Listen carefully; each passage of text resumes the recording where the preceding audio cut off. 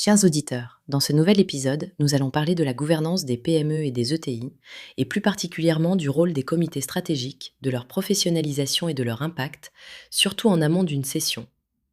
Professionnaliser la gouvernance dans une PME ou une ETI n'est pas seulement une question de conformité, c'est un acte stratégique. Installer des comités, qu'ils soient stratégiques, d'accélération, d'innovation ou opérationnels, permet non seulement d'anticiper les risques et de structurer la décision, mais aussi d'envoyer un signal fort aux acheteurs potentiels. Cela fluidifie les arbitrages, réduit la dépendance aux dirigeants et crédibilise l'entreprise. Mais de quel profil avez-vous besoin dans ces comités? Il faut trouver l'équilibre entre la vision stratégique, en intégrant actionnaires, dirigeants et experts extérieurs, et l'opérationnalité, en laissant la place à des managers ou à des talents émergents. Trop d'entre-soi bride l'innovation, trop d'expertise externe peut ralentir l'action. Trouvez la balance adaptée à votre contexte. Sur le plan pratique, la fréquence des réunions doit varier selon les enjeux.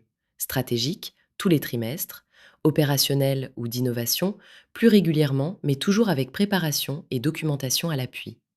Les outils digitaux, de Teams à Notion ou Asana, doivent faciliter la circulation de l'information sans devenir un frein ni une source de surcharge inutile. L'arbitrage dans ces comités s'appuie sur des règles claires: quorum, voix prépondérante, recours à la médiation si besoin et traçabilité des décisions.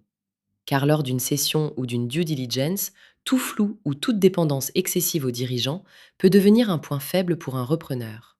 Pour finir, évitez les erreurs classiques comme le manque de diversité des profils, l'absence de traces formelles des décisions ou la confusion entre information descendante et codécision. La gouvernance efficace n'est pas une recette universelle, mais un levier d'attractivité et de sécurité qui fait la différence dans les grands moments de l'entreprise. Pour aller plus loin, partagez cet épisode, abonnez-vous ou rendez-vous sur notre blog pour approfondir.